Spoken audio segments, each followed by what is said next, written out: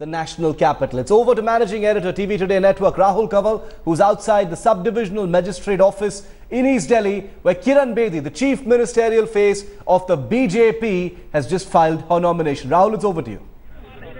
Thank you very much, Shiv. In just a few moments from now, Kiran Bedi will emerge from the STM office after having filed a nomination. And joining us now is senior BJP leader Vijay Goyal. He's been backing the Kiran Bedi campaign very strongly, but there are lots of people in the party who seem to be heartburned. दिल जल गया उनका, लगता है कि किरण बेदी आई, सब जगह anti BJP नारे लग रहे बीजेपी के अंदर से। मुझे नहीं लगता किसी का दिल जलाया जाकर। बहुत से लोग टिकट चाहते हैं, उनमें से कभी एक को टिकट मिलता है तो कभी थोड़ा सा हर्ट होते हैं, पर समझ जाते हैं।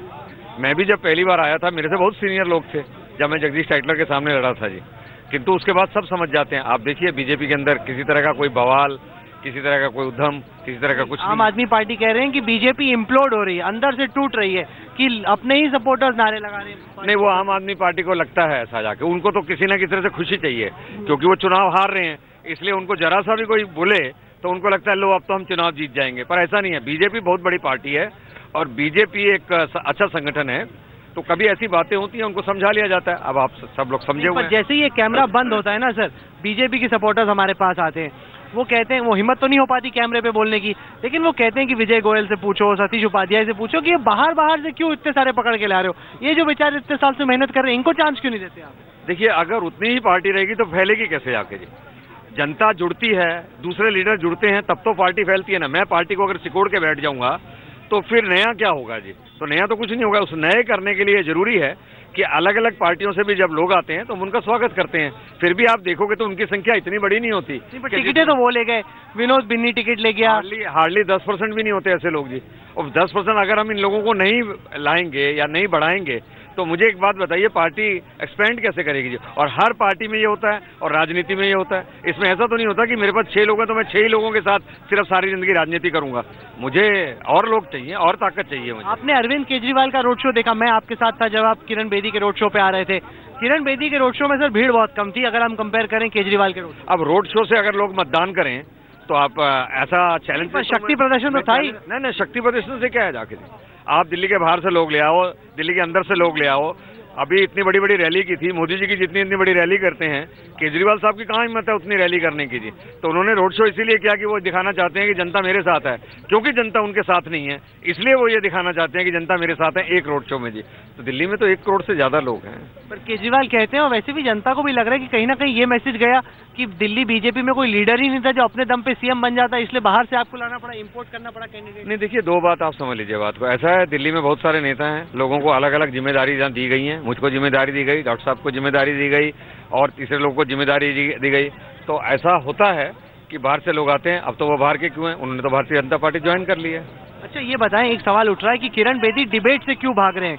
अरविंद केजरीवाल माकन डिबेट के लिए रेडी हैं, किरण बेदी क्यों नहीं डिबेट कर? नहीं, मुझे लगता है कि डिबेट से पॉलिटिक्स नहीं होनी चाहिए। अभी जैसे मीडिया से पॉलिटिक्स होनी शुरू हो गई है, तो किरण बेदी ने यही कहा, डिबेट नहीं डेवलपमेंट जाके।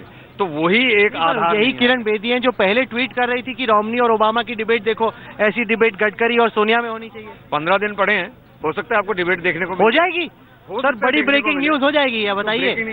हो सकता है देखने को मिल जाए। मतलब पार्टी की तरफ से कोई आपत्ति और ऐतराज? अभी किसी की तरफ से कोई आपत्ति नहीं होता, वो किरण बेदी जी को फैसला करना है। उन्होंने ये कहा है कि मेरा डेवलपमेंट में ज्यादा रुचि है, बेशर्ते कि इन डिबेट के अंदर। कुछ लोग ये कह रहे हैं कि शायद बीजेपी के टॉप ब्रास को लगा कि केजरीवाल से डिबेट करोगे तो पता नहीं क्या बोल देगा, इसलिए मत करो। आप कह रहे हैं कि पार्टी की कोई आपत्ति नहीं? हाँ, ये बात तो है, केजरीवाल कुछ भी बोल सकता है और किसी को कितना भी वो आरोप लगा सकता है। डरती है फिर बीजेपी उससे? एक बार समझिए, डरती नहीं है।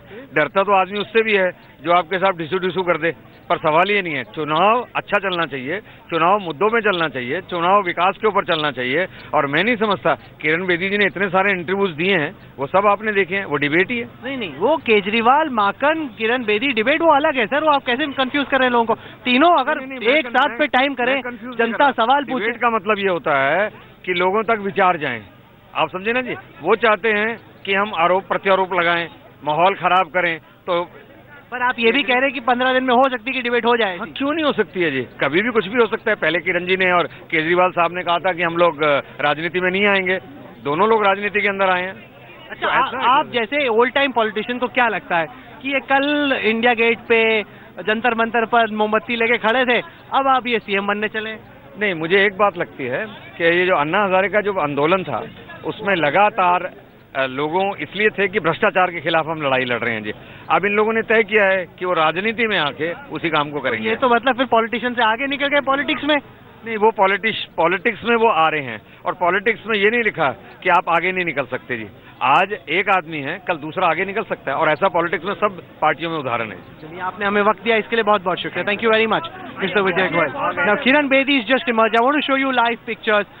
There's a lot of cameras jostling for space, so I'm not quite sure what we'll capture. We got other cameras here as well. You're getting live feeds from them.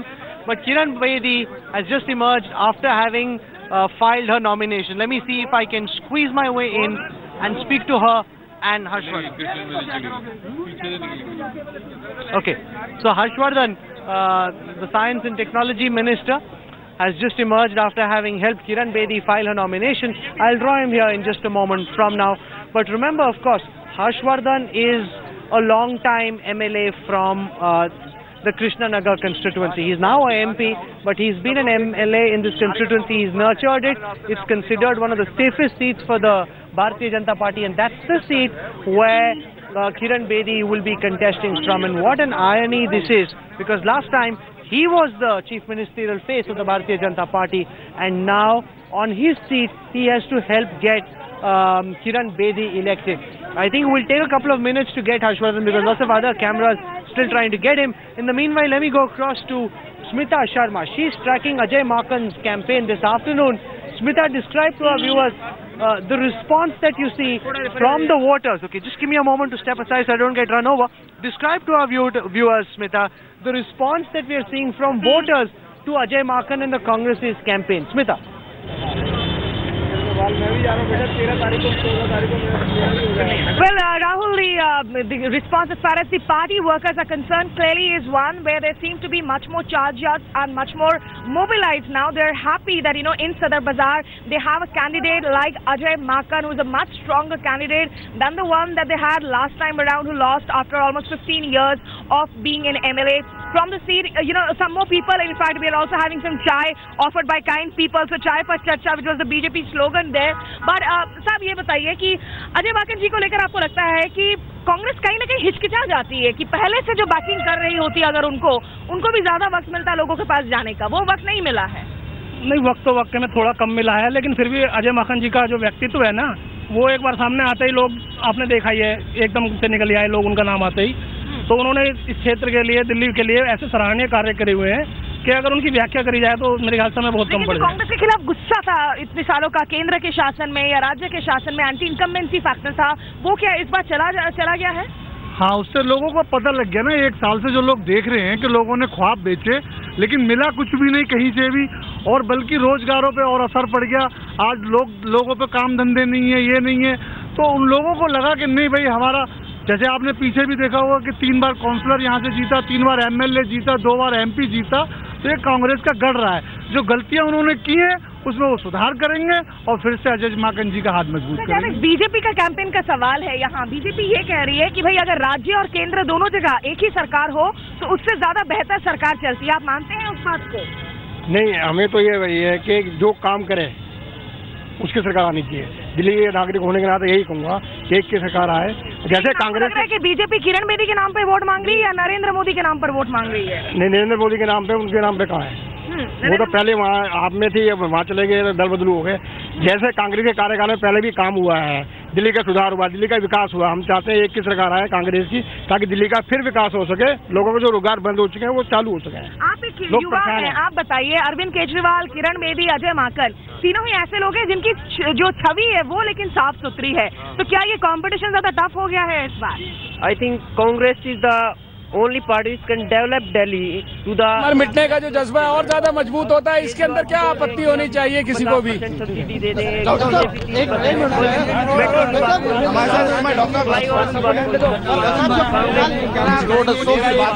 मेरा ये कहना है कि कृष्णनगर में ऐतिहासिक जीत होगी, सारे दिल्ली में ऐतिहासिक जीत होगी, ऐतिहासिक मेजॉरिटी के साथ दिल्ली में भारतीय जनता पार्टी की सरकार बनेगी और नरेंद्र मोदी जी के नेतृत्व में दिल्ली को हम भारत की एक सर्वश्रेष्ठ सिटी के रूप में विकसित करेंगे, दुनिया की एक सर्वश्रेष्ठ राजधानी के रूप में विकसित करेंगे। लेकिन कुछ नाराजगी भी सामने आ रही थी, नाराजगी सामने आ रही, कोई नाराजगी यार, कोई नाराजगी, कोई नाराजगी। देखिए बात है कि थोड़ा बहुत कभी कोई कार्यकर्ता जो टिकट पाने के इच्छुक होते हैं उनको कभी कभी छोटा मोटा दुख होता है, वो क्षणिक होता है, एक आध दिन में खत्म हो जाता है। ये ऐसी कोई नई चीज नहीं है, ये मतलब अस्वाभाविक भी नहीं है। अध्यक्ष रहते हुए आपने चुनाव लड़ा, लेकिन इस बार के अध्यक्ष कह रहे हैं कि चुनाव नहीं लड़ेंगे क्योंकि रणनीति तय करनी है। क्या रणनीति तय कर रहे हैं?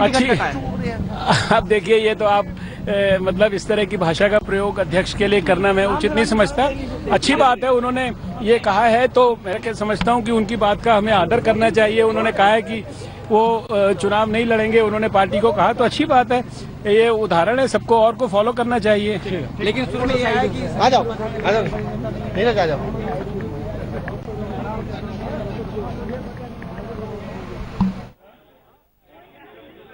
We've just had Kiran Bedi and Satish Upadhyay walk out after Kiran Bedi filed her nomination. We're going to head into a very quick break. We'll return live to the Capital Showdown on the other side. Stay with us. We're back in a moment.